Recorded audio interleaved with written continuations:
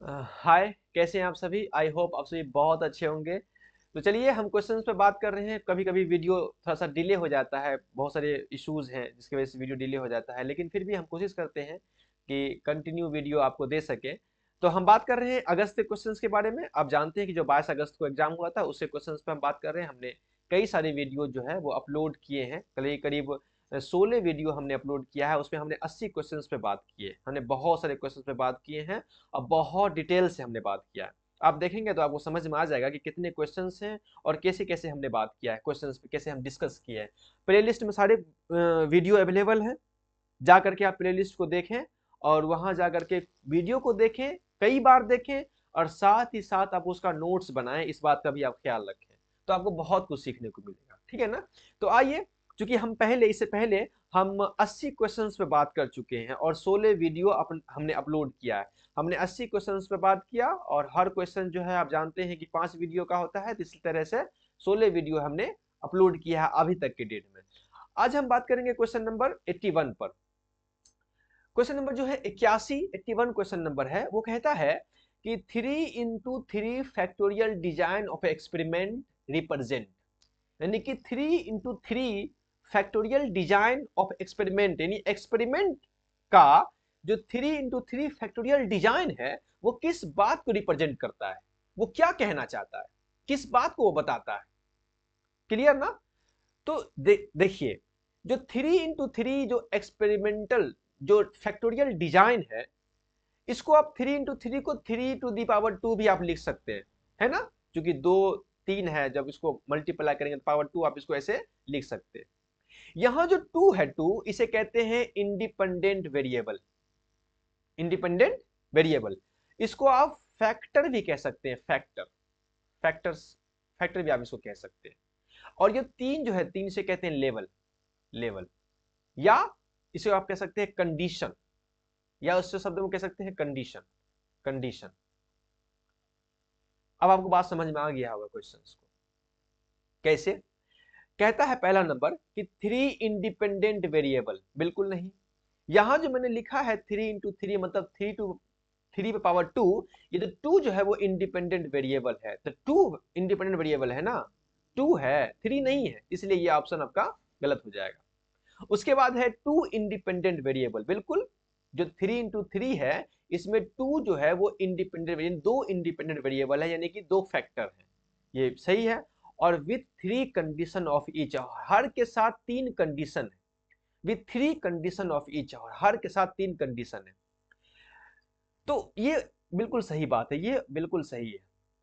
अब जो ये 3 कंडीशन ऑफ ईच क्या है, मतलब जो 3 into 3 है, इसमें जो 2 इंडिपेंडेंट वेरिएबल है, 2 इंडिपेंडेंट वेरिएबल है, हर वेरिएबल के साथ 3 कंडीशन है। समझिएगा, मान लिया कि वेरिएबल 1 है ना, 1, और मान लीजिए वेरिएबल 2 है, ठीक है ना। और हर वेरिएबल के साथ 3 कंडीशन है, 3 लेवल है। लेवल 1 हो सकता है, लेवल 1 हो सकता है, लेवल 1, लेवल 2, हर के साथ, इसके साथ लेवल 2 और इसके साथ लेवल 3, लेवल 3, फिर इसके साथ लेवल 1, लेवल 2 और लेवल 3। इस तरह से ये बात है। इसलिए लेवल 1 मतलब कंडीशन, हर के साथ 3 कंडीशन है, 2 इंडिपेंडेंट वेरिएबल है और हर वेरिएबल के साथ 3 कंडीशन है। तो इसका आंसर ये हो जाएगा। और अच्छे से बातों को समझने के लिए आइए हम आगे बात करते हैं। कहता है कि 3 into 3 फैक्टोरियल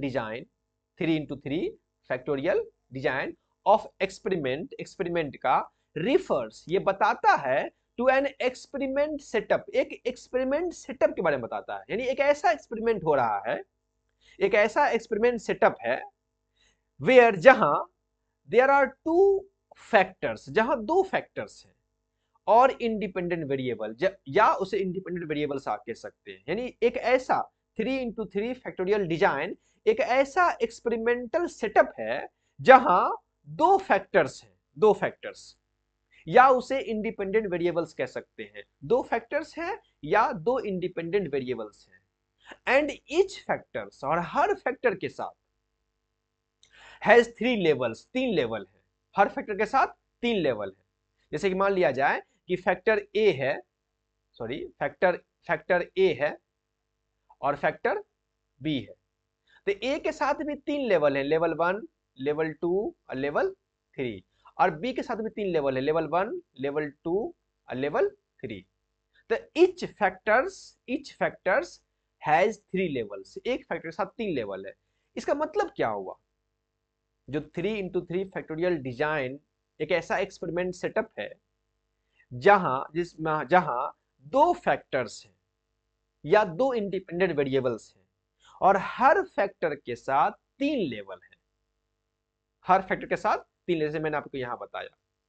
दिस मीन्स, इसका मतलब क्या है, इसका मतलब ये है डेट की for each factors, her factor के साथ, ईच फैक्टर्स, हर फैक्टर के साथ देयर आर 3 डिफरेंट वैल्यूज और कंडीशंस। यानी इसका मतलब है कि हर फैक्टर के साथ 3 वैल्यू, 3 अलग अलग वैल्यू है या 3 अलग अलग कंडीशन है, condition 1, condition 2, condition 3, under which the experiment is conducted, वहां जहां एक्सपेरिमेंट कंडक्ट हो रहा है। अगर आपने फैक्टोरियल डिजाइन को समझा है तो आपको बात को समझ में आएगा, अगर आपने थ्योरी पढ़ा है तो आपको बात समझ में आता होगा। हम आगे और बात करते हैं, जैसे कि द टर्म फैक्टोरियल, जो टर्म फैक्टोरियल इस्तेमाल किया गया है, इंडिकेट्स, ये बताता है that all possible combination of the level of factors are tested. जो भी लेवल है, लेवल 1, लेवल 2, लेवल 3, हर फैक्टर का जो भी लेवल बन रहा है उन तमाम लेवल को टेस्ट किया जा सकता है, टेस्ट करना पॉसिबल है, ये फैक्टोरियल का मतलब ये है। आगे समझिए, थोड़ा सा और समझिए। 3 into 3 फैक्टोरियल डिजाइन, मान लिया जाए कि एक है फैक्टर 1, एक है फैक्टर 2, ठीक है ना, एक है फैक्टर 1, एक है फैक्टर 2। फैक्टर 1 के साथ 3 लेवल है, जैसे मैंने आपको कहा 3 लेवल है। मान लीजिएगा कि एक लेवल होगा लो, एक होगा मीडियम, एक होगा हाई, एक होगा लो, एक होगा मीडियम, एक होगा हाई। फैक्टर 2 के साथ 3 लेवल होगा, क्योंकि मैंने कहा हर फैक्टर के साथ 3 लेवल है, तो 3 लेवल होगा, जैसे मैं मान ली ट्रीटमेंट 1, ट्रीटमेंट 2, ट्रीटमेंट 3। एग्जाम्पल के तौर पर मैं आपको समझाने की कोशिश कर रहा हूं। इस तरह ईच फैक्टर हैज 3 लेवल, इस तरह से हर फैक्टर के 3 लेवल है। फैक्टर ए हो गया तो उसके 3 लेवल है, फैक्टर बी हो गया तो उसके 3 लेवल है। The total number of experimental condition, तो हर फैक्टर के साथ जो 3 लेवल हैं तो उसमें total number of experimental condition, total number of experimental condition क्या हो सकता, कितना हो सकता है, will be 3 into 3 equal to 9। Total जो एक्सपेरिमेंटल कंडीशन होगा वो 9 होगा, आपको अभी समझ में आ जाएगा। और इन अदर वर्ड्स, दूसरे शब्दों में आप कह सकते हो कि you will be 3 unique combination of 2 factors. आप दूसरे शब्दों में कह सकते हो कि ये 2 फैक्टर जो हैं, फैक्टर ए और फैक्टर बी, इसके साथ जो है वो नो यूनिक कॉम्बिनेशन बन सकता है, नो यूनिक कॉम्बिनेशन बन सकता है। आप समझे ना। आइए थोड़ा सा और आपको समझाता हूँ एग्जाम्पल दे करके। मान लिया जाए एक मैं लाइन खींचता हूँ, थोड़ा सा ये भाग जाता है, ये लाइन है, एक लाइन ऐसे खींचता हूँ, ठीक है। यहां मैंने फैक्टर ए डाला, फैक्टर ए, यहां डाला मैंने फैक्टर बी, फैक्टर बी, ठीक है। और यहां मैंने डाला 0, लेवल 1, लेवल 2 और लेवल 3। यहां मैंने डाला लेवल 1, लेवल 2, लेवल 3। अब मैं इसको कर बताने से पहले मैं आपको ये बता देता हूँ एक बात और हो, कि जो लेवल 1 है, जो 3 लेवल है, लो, मीडियम और हाई, इसको एक लेवल को, लेवल 1 को 0 कहा जाता है, लेवल 2 को 1 कहा जाता है और लेवल 3 को 2 कहा जाता है, ठीक है ना। ये बात समझ याद रखिएगा।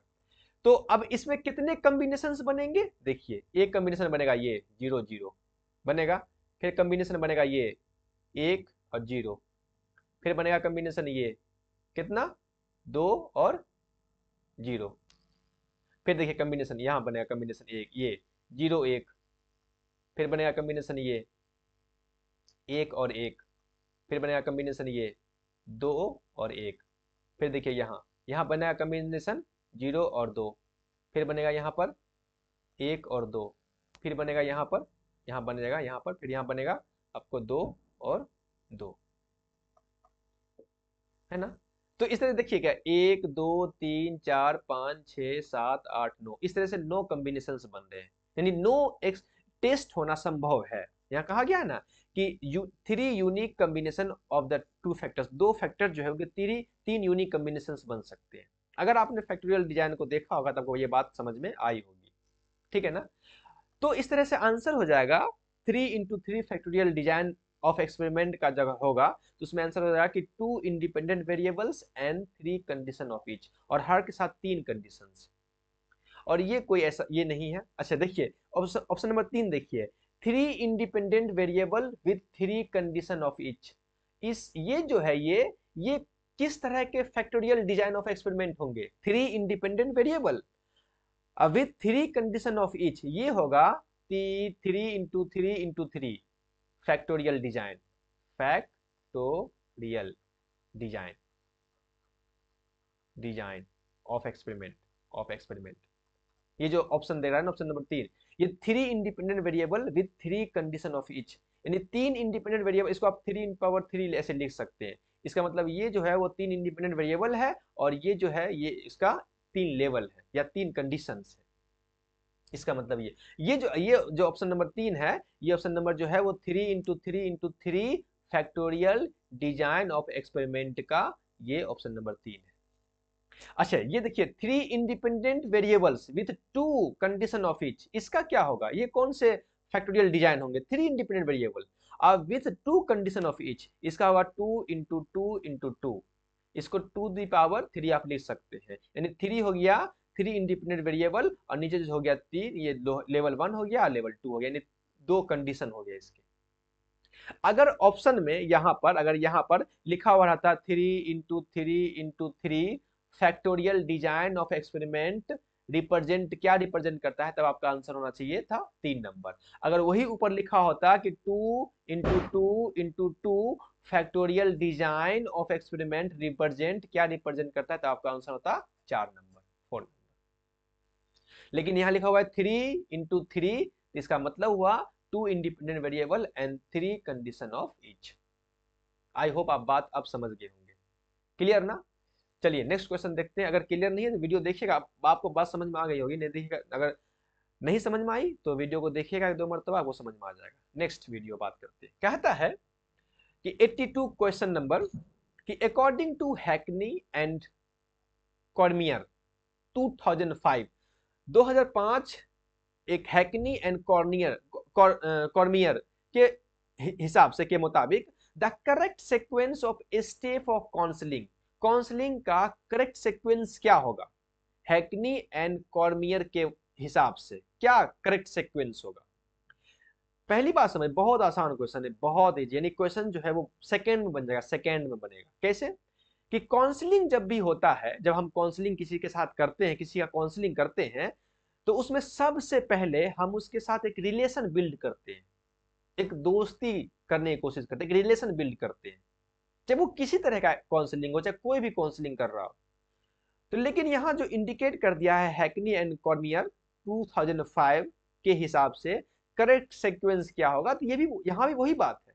जब हम किसी के साथ काउंसलिंग करेंगे, किसी का काउंसलिंग करेंगे, तो उसके जो स्टेप्स होंगे, उस स्टेप्स में पहला स्टेप जो होगा वो होगा रिलेशनशिप बिल्डिंग करना, एक दूसरे जिसका हम काउंसलिंग कर रहे हैं, एक रिलेशन बिल्ड करना। इसलिए ऑप्शन नंबर इसका डी पहले होगा। जब ऑप्शन डी पहले होगा तो डी पहला नंबर क्वेश्चन होगा, ना तो यहाँ डी है, ना यहाँ डी है, यहाँ डी नहीं है, इसलिए आपका आंसर नंबर फर्स्ट हो गया। टॉपिक एंड, खत्म।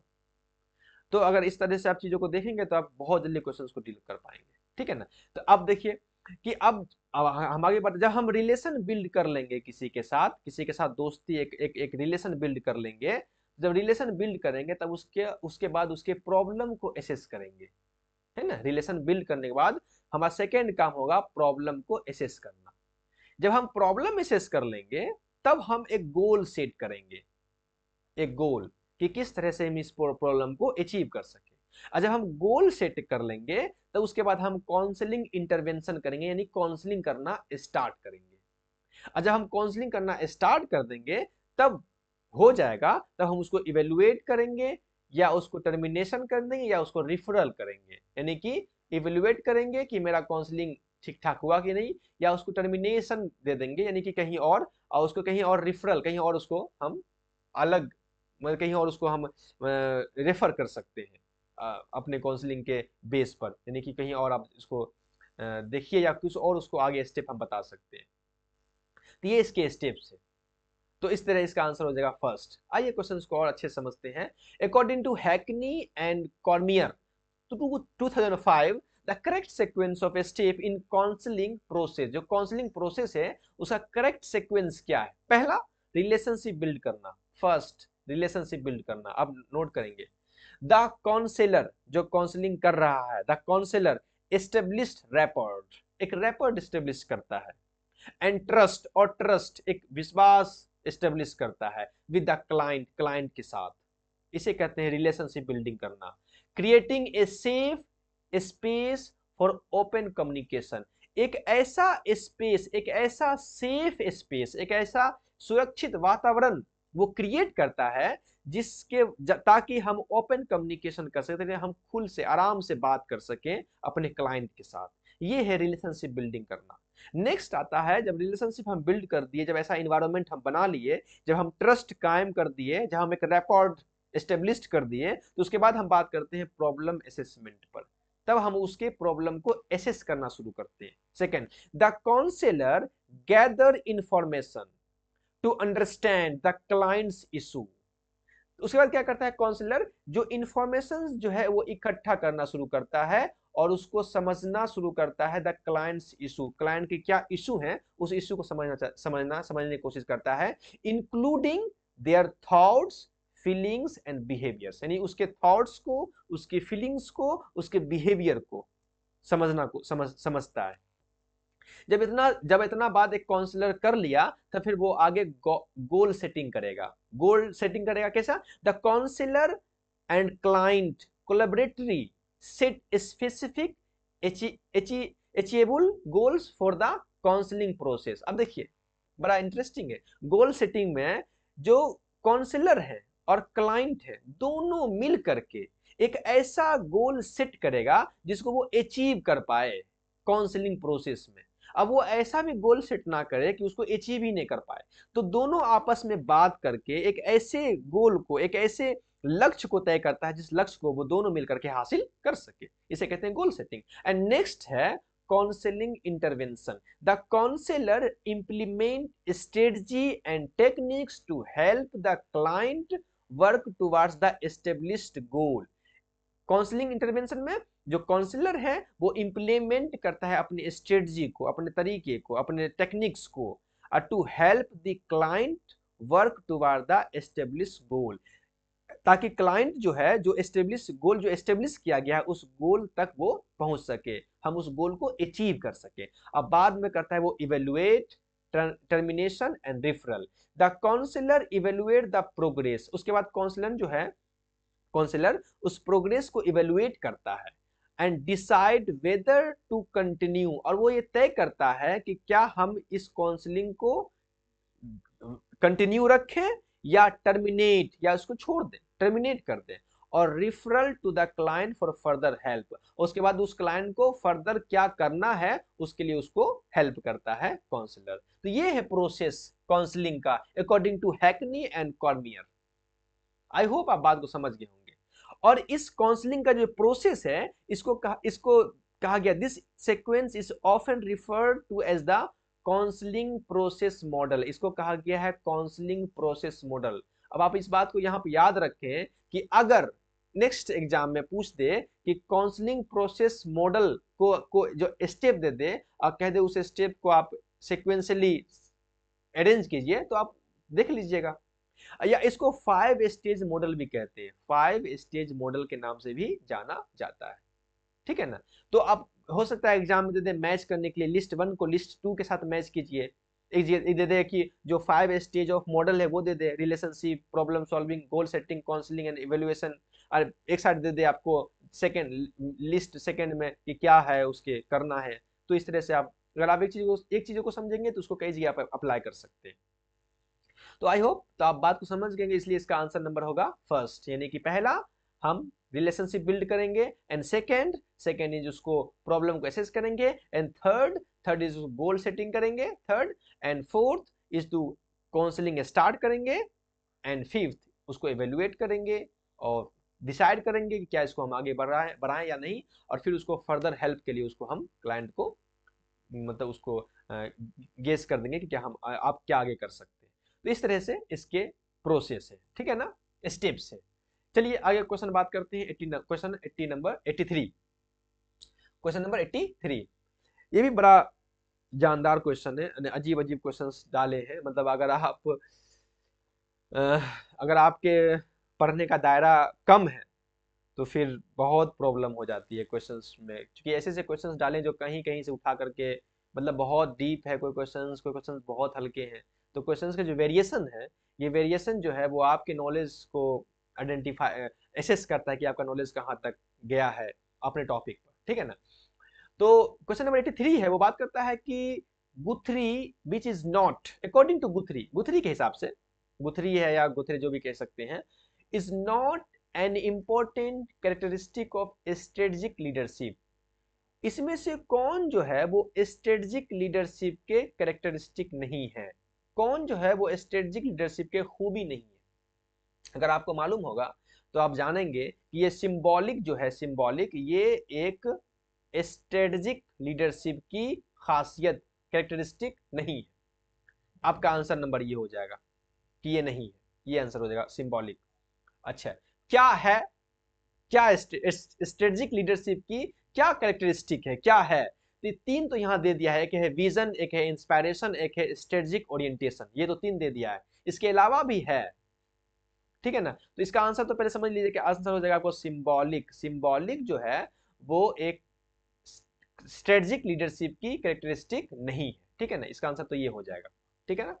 लेकिन क्या है, क्या कैरेक्टरिस्टिक है, तो उसमें एक यहां दे दिया है विजन, एक दिया है इंस्पायरेशन, दूसरा दे दिया है स्ट्रेटेजिक ओरिएंटेशन। इसके अलावा भी है कुछ, आइए बात कर लेते हैं। डी गुथरी 2001 2001 में आइडेंटिफाइड सेवरल की कैरेक्टरिस्टिक ऑफ स्ट्रेटेजिक लीडरशिप। 2001 में गुथरी जो है उन्होंने कई सारे सेवरल कैरेक्टरिस्टिक आइडेंटिफाई किए थे स्ट्रेटेजिक लीडरशिप के, that distinguish it from other form of leadership, जो दूसरे अलग अलग लीडरशिप से इसको अलग करता है, डिस्टिंग्विश करता है, ठीक है ना। These characteristics emphasizes a long-term visionary approach and guiding organization। ये जो कैरेक्टरिस्टिक है ये जोर देता है लॉन्ग टर्म, एक लंबे गोल की तरफ, एक विजनरी अप्रोच की तरफ ये इंफेसाइज करता है, एक गाइडिंग ऑर्गेनाइजेशन की तरफ इंफेसाइज करता है। The main characteristic of strategic leaderships according to Guthrie are, जो मेन कैरेक्टरिस्टिक है वो है विजन। वो कहते हैं लीडर वो होता है जिसका विजन बहुत बड़ा होता है। स्ट्रेटेजिक ओरिएंटेशन, वो स्ट्रेटेजिक ओरिएंटेशन होता है।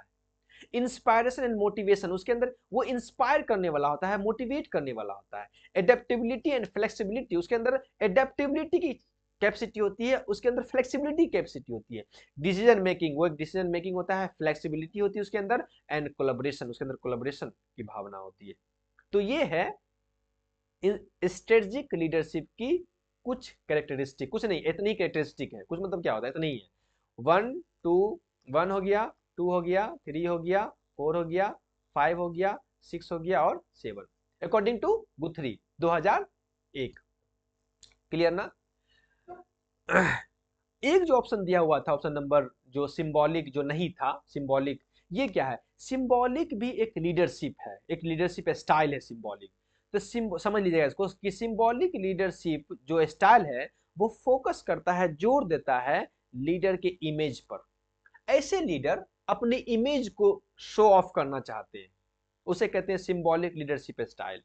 स्टेटस, अपने स्टेटस को, एंड पावर, और अपने पावर को शो ऑफ करना चाहते हैं। जब कोई ऐसा लीडर, सिंबॉलिक लीडरशिप का मतलब हुआ कि ऐसा लीडर जो अपने इमेज को, अपने स्टेटस को, अपने पावर को शो ऑफ करना चाहता है, रेदर देन अचीविंग ऑर्गेनाइजेशनल गोल। वो जो ऑर्गेनाइजेशन है उसके गोल को अचीव करने पर ध्यान नहीं देता है, बल्कि वो अपने इमेज को, अपने स्टेटस को और अपने पावर को दिखाने पर ध्यान देता है, उसे कहते हैं सिंबॉलिक लीडरशिप। तो आपको, आई होप आपको बात समझ में आ गया होगा, ठीक है ना। तो क्वेश्चन नंबर इसका आंसर हो जाएगा कौन नहीं है, तो सिंबॉलिक लीडरशिप नहीं है। Clear. Next question 84 number question. आइए 84 नंबर क्वेश्चन है कि बड़ा इजी क्वेश्चन है, बहुत बहुत बहुत इजी क्वेश्चन है, आप आराम से इस क्वेश्चन को डील कर सकते हैं। वो है 84 नंबर क्वेश्चन है, वो कहता है कि which of the following statement is are correct. कौन सा स्टेटमेंट जो है वो करेक्ट है, सही है। कौन सा स्टेटमेंट है वो करेक्ट है, सही है। पहला स्टेटमेंट है Gagne has classified learning into 6 type of hierarchy of order. क्या गैगने की थ्योरी को आपने पढ़ा है, तो क्या गैगने ने अपनी जो थ्योरी दिया उस थ्योरी का जो हायरार्की है, जो क्रम है, जो सीक्वेंस है, वो 6 सीक्वेंस की बात किया है, 6 सीक्वेंस की बात किया है? बिल्कुल नहीं। उसने 8 सीक्वेंस की बात किया है, 8 सीक्वेंस की बात किया है ना, 8 की बात किया है। इसलिए ये स्टेटमेंट आपका गलत होगा, इनकरेक्ट होगा, करेक्ट नहीं है। पूछ रहा है कौन करेक्ट है, ठीक है ना। आगे, the study of instrumental conditioning, याद रखिएगा instrumental conditioning starting from the puzzle box, बिल्कुल पुजल बॉक्स का ये इंस्ट्रूमेंटल कंडीशनिंग जो है वो पुजल बॉक्स का है, ठीक है ना। एक्सपेरिमेंट, पुजल बॉक्स एक्सपेरिमेंट का है, बिल्कुल सही बात है। ऑन कैट्स, ऑन कैट्स, बिल्कुल कैट्स पुजल बॉक्स एक्सपेरिमेंट जो है वो कैट पर किया गया था, बिल्कुल सही बात है। और इसे कहा गया है इंस्ट्रूमेंटल कंडीशनिंग, बिल्कुल सही बात है। बाय स्किनर, क्या ये स्किनर के द्वारा किया गया था?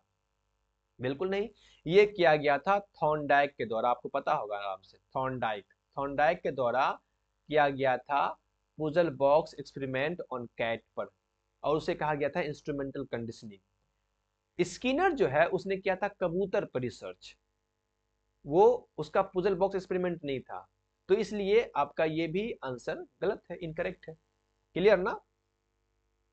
Next question, the law of disuse, आपने थॉर्नडाइक की थ्योरी पढ़ी है, उसमें थॉर्नडाइक का जो लॉ है, प्राइमरी लॉ और सेकेंडरी लॉ, तो प्राइमरी लॉ में जो थॉर्नडाइक बात करता है law of practice, primary law में थॉर्नडाइक बात करता है लॉ ऑफ प्रैक्टिस के ऊपर, लॉ ऑफ प्रैक्टिस के ऊपर। आपने देखा होगा, आपने पता होगा ये बात आपको, अगर थॉर्नडाइक की थ्योरी आपने पढ़ा है तो देखा होगा। लॉ ऑफ प्रैक्टिस में थॉर्नडाइक दो बातें करता है, एक है दो लॉज रखते हैं, law of use, law of use, और दूसरा बात करता है कि लॉ ऑफ डिसयूज की बात करता है, डिसयूज, यही लिखा हुआ है लॉ ऑफ डिसयूज। ये थॉर्नडाइक की थ्योरी का दिया हुआ है। थॉर्नडाइक की जो प्राइमरी लेवल ऑफ लर्निंग आपने पढ़ा, उसमें थॉर्नडाइक ने जो एक बात किया है, एक लेवल की बात किया है, एक लॉ की बात किया है, उसे कहते हैं लॉ ऑफ प्रैक्टिस, जिसमें उसने बात किया लॉ ऑफ यूज और लॉ ऑफ डिसयूज की बात किया उसने। उसने क्या किया, लॉ ऑफ डिसयूज में उसने क्या कहा, आपको पता होगा, उसने कहा कि अगर stimulus response, law of disuse में अगर स्टिमुलस रिस्पॉन्स के बीच वीकनेस हो, उसके बीच कनेक्शन में कमी हो, तो लॉ ऑफ डिसयूज का सिचुएशन पैदा हो जाता है। मिसाल तौर पर, अगर आप ज्यादा दिन तक कंप्यूटर पर टाइपिंग करना छोड़ देंगे तो मे बी आप टाइपिंग भूल जाएंगे, इसे कहते हैं लॉ ऑफ डिसयूज। और लॉ ऑफ यूज मतलब होता है कि स्टिमुलस रिस्पॉन्स, हम अगर स्टिमुलस रिस्पॉन्स जितना स्ट्रॉन्ग करेंगे, जितना ज्यादा बेहतर करेंगे, हमें लर्निंग उतनी ही ज्यादा अच्छी होगी, उसके अंदर स्ट्रेंथ उतनी ज्यादा होगी। यही है लॉ ऑफ यूज और लॉ ऑफ डिसयूज, आपको पता होगा।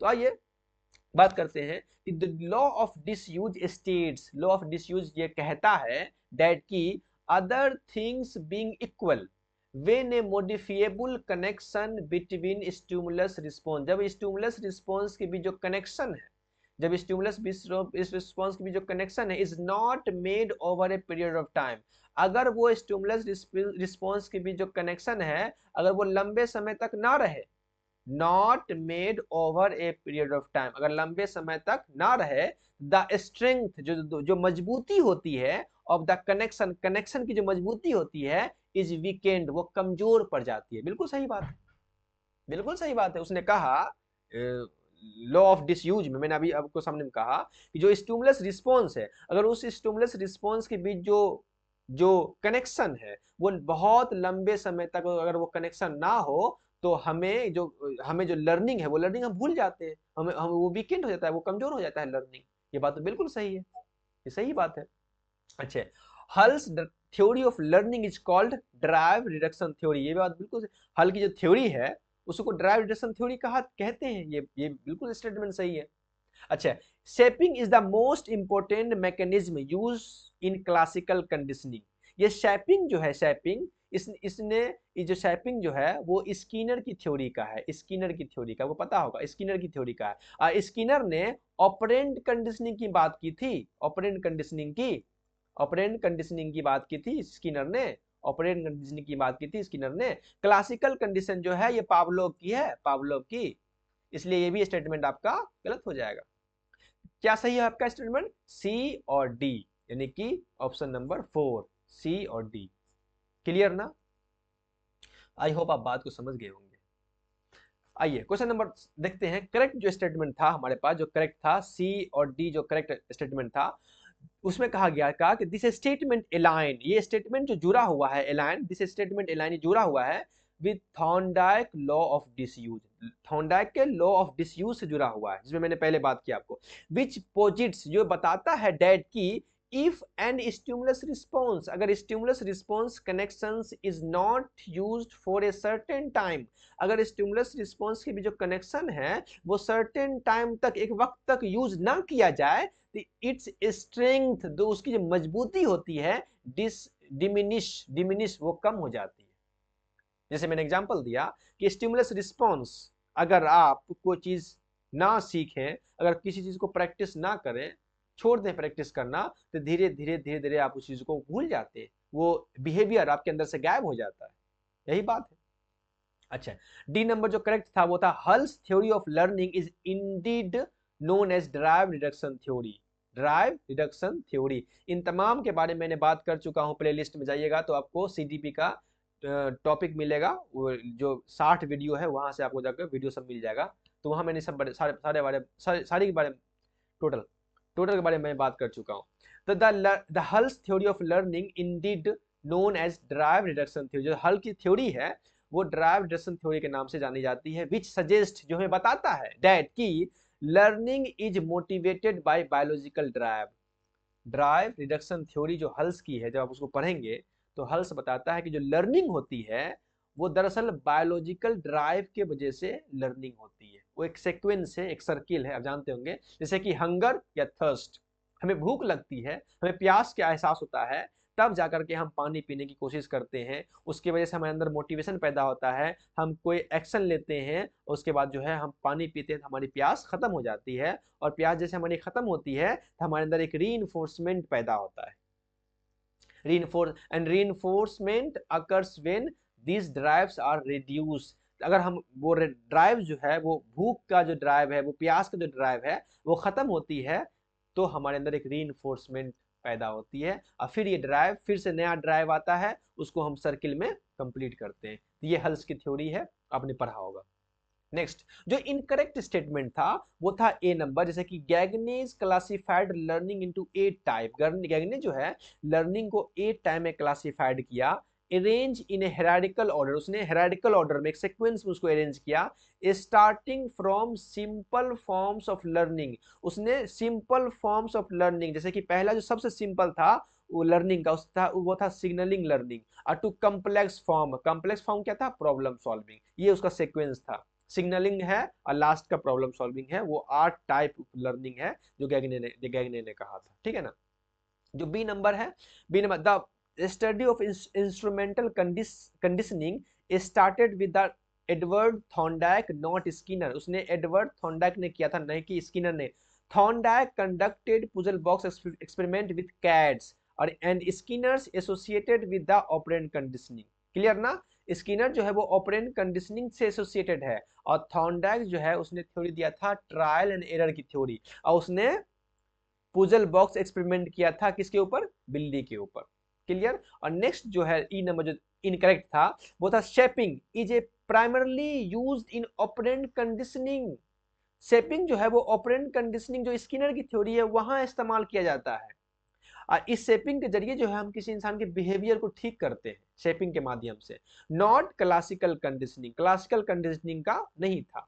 इन ऑपरेंट कंडीशनिंग में shaping involves reinforcing successive approximation of A desired behaviour, successive approximation के जरिए, सक्सेसिव अप्रोक्सीमेशन एक तरीका है जिसके जरिए जो है हम इंसान के बिहेवियर को, वो बिहेवियर जो हम लाना चाहते हैं, डिजायरेबल बिहेवियर, उस बिहेवियर को इंसान को हम बेहतर करते हैं, है ना, शेपिंग। तो शेपिंग जो है स्किनर ने अपने ऑपरेंट कंडीशनिंग में बात किया था, इसके बारे में मैं बात कर चुका हूँ, प्लेलिस्ट में वीडियो आपको मिल जाएगा, ठीक है ना। इस तरह से जो इनकरेक्ट स्टेटमेंट था वो था आपका ए था इनकरेक्ट, बी था इनकरेक्ट और आपका ई था, और करेक्ट जो था वो सी और डी था, इसलिए आंसर नंबर 4। आई होप आप बात को समझ गए होंगे। नेक्स्ट क्वेश्चन देखते हैं। 85 कहता है कि which of the following have direct relevance of inclusive education. कौन है जो फॉलोइंग जो नीचे दिया हुआ है उसमें से कौन है जो डायरेक्टली रिलेवेंस है इंक्लूसिव एजुकेशन से, इंक्लूसिव एजुकेशन से जो डायरेक्टली रिलेवेंस है, कौन है। पहला है यूएनसीआरपीडी, यूएनसीआरपीडी, ठीक है। आपने जब क्वेश्चंस देखा, पहले भी ये क्वेश्चन आया था, आपने देखा था, वो था सलमंका स्टेटमेंट। सलमंका स्टेटमेंट 1994 में जिसमें उसने इंक्लूसिव एजुकेशन पे फोकस किया था, जोर दिया था, और उस सलमंका स्टेटमेंट को यूएनसीआरपीडी ने अडॉप्ट किया था 1994 में। क्वेश्चन इससे पहले भी मैं एक्सप्लेन कर चुका हूं इस बात को, इसलिए पहला तो ये हो जाएगा। देखिए मैं एक बात, दूसरा बात है कि एनईपी ने भी बहुत इस पे फोकस किया, न्यू एजुकेशन पॉलिसी ने इस पे बहुत बातें की। उसके बाद है universal design for learning, E universal design for learning, इस पे उसने भी इस पे बहुत सारी बातें की।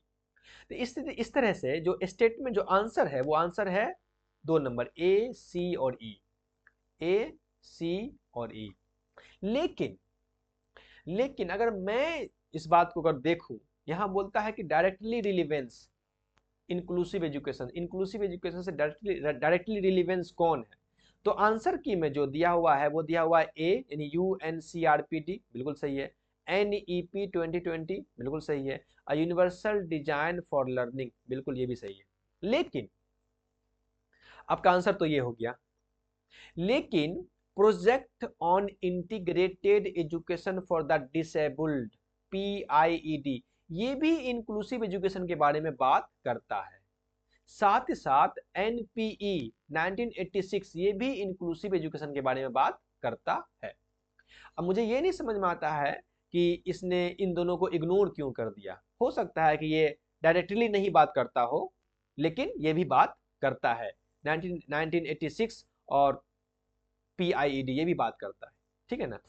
तो समझने के लिए आंसर की तो दिया हुआ है ए सी और ई, तो आप उसको देख लीजिएगा, लेकिन ये बी और सी, बी और डी, एनपीई ये भी इंक्लूसिव एजुकेशन के बारे में बहुत बात करता है, बहुत। तो आइए हम समझ लेते हैं, हो सकता है एग्जाम में कहीं क्वेश्चन पूछ दे तो हम उस बात को देख लेंगे। पहला है कि UNCRPD, United Nations conventions on the rights of persons with disabilities, UNCRPD, the UNCRPD emphasizes the rights of people with disabilities। वो ये बात करता है, जो डिसेबिलिटी लोग हैं उनके राइट्स के बारे में बात करता है, उनके अधिकार के बारे में बात करता है, including their rights to inclusive education, और साथ ही साथ वो बात करता है कि उनको, कहता है कि उनको ये अधिकार है, राइट्स है कि वो इंक्लूसिव एजुकेशन हासिल करें, यानी सभी के साथ वो शिक्षा हासिल करें, ये बात करता है यूएनसीआरपीडी। नेक्स्ट जो है project on integrated education for the disabled, PIED, the PID initiated in India in 1987 में ये इनिशिएटिव लिया गया था इंडिया में। एम टू इंटीग्रेट, इसका एम है टू इंटीग्रेट, शामिल करना चिल्ड्रेन को, बच्चों को with disabilities into mainstream schools, यानी जो डिसेबल बच्चे हैं उन बच्चों को मेन स्ट्रीम स्कूल में शामिल करना पीआईईडी का एक उद्देश्य था, एक मकसद था। विच lead the foundation for the inclusive education movement in the country, जो इस देश में इंक्लूसिव एजुकेशन के मूवमेंट को एक आधार दिया, एक फाउंडेशन दिया। इसलिए मैंने कहा कि पीआईईडी भी इंक्लूसिव एजुकेशन के बारे में बात करता है, ठीक है ना। तो फिर उसके बाद NEP 2020, national education policy 2020, the NEP 2020 emphasizes inclusive education, वो इंक्लूसिव एजुकेशन पे एम्फेसाइज करता, जोर देता है, by focusing on equal access to education for childrens with disabilities. यानी वो इस बात पे फोकस करता है, इस बात पे जोर देता है कि जो डिसेबल बच्चे हैं, चिल्ड्रन विद डिसेबल, जो डिसेबल बच्चे हैं, उन डिसेबल बच्चे को इक्वल एक्सेस टू एजुकेशन मिलना चाहिए, समान शिक्षा मिलना चाहिए। It highlights provisions for infrastructure, assistive technology, and training for educators to support inclusion. साथ में वो बात करता है, हाईलाइट करता है, ध्यान देता है, जोर देता है इंफ्रास्ट्रक्चर पर, असिस्टिव टेक्नोलॉजी पर, वैसे टेक्नोलॉजी जो असिस्टिव हो, यानी कि जो इंक्लूसिव, जो डिसेबल बच्चे हैं वो टेक्नोलॉजी का इस्तेमाल कर सके। साथ साथ बात करता है कि ट्रेनिंग फॉर एजुकेटर, जो एजुकेटर्स हैं, जो शिक्षा दे रहे हैं डिसेबल बच्चे को, उनको ट्रेनिंग भी दिया जाए। इस तरह 2020 भी काफी बात करता है इंक्लूसिव एजुकेशन पर। साथ ही NPE 1986 national education policy, national policy on education 1986, the NPE 1986 along with its 1992 revision, जो NPE को जो रिवाइज किया गया था 1992 में, जो ये दोनों जो है वो स्ट्रेस, जोर देते हैं the importance of integrating children with disabilities into regular school. ये बात करते हैं कि जो डिसेबल बच्चे हैं उनको रेगुलर स्कूल में शामिल करना चाहिए, जोड़ना चाहिए, इंटीग्रेट करना चाहिए, उस पर ये इंपॉर्टेंट, महत्वपूर्ण मतलब जोर देते हैं। And provide for establishment of special schools where necessary, और साथ में ये भी बात करते हैं कि उनके लिए स्पेशल स्कूल कायम किया जाए अगर जरूरी हो तो, नेसेसरी अगर जरूरी हो तो। It promoted the concept of inclusive education India, और साथ साथ ये इंडिया में इंक्लूसिव एजुकेशन को प्रमोट करते हैं। इसलिए मैंने कहा कि एनपीई जो है 1986 ये भी इंक्लूसिव एजुकेशन पे ध्यान देता है, ऐसी बात नहीं देता है। और साथ ही साथ उसके बाद है universal design for learning, UDL. UDL is an educational framework, ये एक एजुकेशनल फ्रेमवर्क है, दैट एम्स, इसका मकसद है टू एकोमोडेट ऑल लर्नर्स, सारे लर्नर्स को एकोमोडेट करना, इकट्ठा करना, इंक्लूडिंग दोज विथ डिसेबिलिटीज, उनको भी जो डिसेबल हैं उनको भी इकट्ठा करना, by providing flexible learning environment, और उनके लिए एक फ्लेक्सिबल, एक लचीला लर्निंग एनवायरनमेंट जो है प्रोवाइड करना, and multiple way of engagement, और उनके इंगेजमेंट के लिए मल्टीपल वे, अलग अलग तरीके, अलग अलग रास्ते, अलग अलग मेथड्स को जो इजाद करना, रिप्रेजेंटेशंस एंड एक्सप्रेशन, ताकि वो अपने आप को रिप्रेजेंट कर सके, अपने आप को एक्सप्रेस कर सके। This framework is central to the philosophy of inclusive education, और ये जो फ्रेमवर्क है वो इंक्लूसिव एजुकेशन का सेंटर फ्रेमवर्क है, सेंटर जो बीच का काम करता है, यानी कि बहुत इंपॉर्टेंट फिलॉसफी है, इन्होंने इस पे बात किया है, universal design for learning, UDL. तो इस तरह से आंसर तो ACE है, UNCRPD है, और NEP 2020 है, plus universal design for learning है, ये है। लेकिन PIED भी बात करता है इंक्लूसिव एजुकेशन पर, और 1986 भी इंक्लूसिव एजुकेशन पे बात करता है, ऐसी बात ये बात नहीं करता, ऐसी बात नहीं है। तो देख लीजिएगा आप, क्योंकि मैंने सारी बातें आपके सामने रख दी है, तो आपके हिसाब से जो सही होगा वो आप देख लीजिएगा, ठीक है ना। तो इस तरह से यहाँ हम वीडियो को रोकेंगे, क्योंकि वीडियो बहुत लंबा हो जाएगा तो आप बोर हो जाएंगे। तो फिर मिलते हैं नेक्स्ट वीडियो में, वहां हम बात करेंगे क्वेश्चन नंबर 86 से 90 तक, ठीक है ना। तब तक के लिए जो वीडियो, जो आप क्वेश्चंस देखे हैं उसको प्लीज, जो इंपॉर्टेंट पॉइंट होंगे उसको नोट डाउन कीजिएगा। अगर समझ में ना आए तो वीडियो को 2 बार देखिए, ताकि आपको और समझ में आए, और समझ में आ भी जाए तो भी वीडियो को 2 बार देखिए या 3 बार देखिए, आपके अंदर कंसेप्ट जो है वो बहुत बेहतर होता हुआ दिखेगा आपको खुद, ठीक है। तो मिलते हैं नेक्स्ट वीडियो में, तब तक के लिए अपना ख्याल रखें, ओके बाय।